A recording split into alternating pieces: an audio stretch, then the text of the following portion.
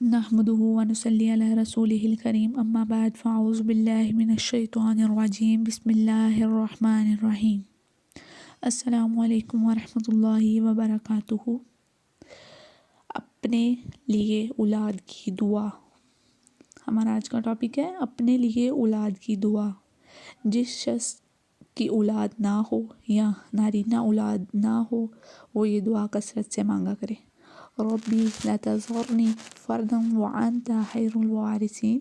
ترجمہ کنز ایمان، اے میرے پروردگار مجھے تنہا چھوڑے اور آپ بہترین وارث ہیں۔ اگر ہو سکے تو 2 رکعت صلاۃ الحاجات کی نیت سے پڑھیں اور پھر یہ دعا مانگیں۔ اس لیے حدیث شریف میں آتا ہے جو شخص تنہائی میں 2 رکعت نماز پڑھے جس کو اللہ اور اس کے فرشتوں کے سوا کوئی نہ دیکھے تو اس کو جہنم کی آگ سے بری ہونے کا پروانہ مل جاتا ہے، اور جو شخص 2 رکعت نماز پڑھ کر اللہ تعالیٰ سے دعا مانگتا ہے تو حق تعالیٰ شانہ وہ دعا قبول فرما لیتے ہیں۔ ہوا فوراً یہ کسی مصلحت سے کچھ دیر کے بعد مگر قبول ضرور فرما لیتا ہے۔ حضرت زکریا علیہ السلام نے طلب اولاد کے لیے مندرجہ ذیل بلا دعا مانگی تھی جس کو اللہ تعالیٰ نے قبول فرمایا اور ان کو حضرت یحییٰ علیہ السلام جیسا بیٹا عطا فرمایا۔ اولاد کے لیے درجہ ذیل دعا بھی مجرب ہے۔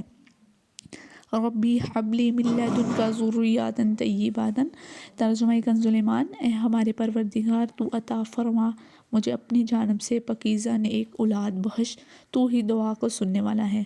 درجہ ذیل دعا حضرت ابراہیم علیہ السلام کی ہے جو طلب اولاد کے لیے تھی جو قبول فرمائی۔ حضرت اسماعیل علیہ السلام پیدا ہوئے اور اولاد صالحہ کے لیے مجرب ہیں۔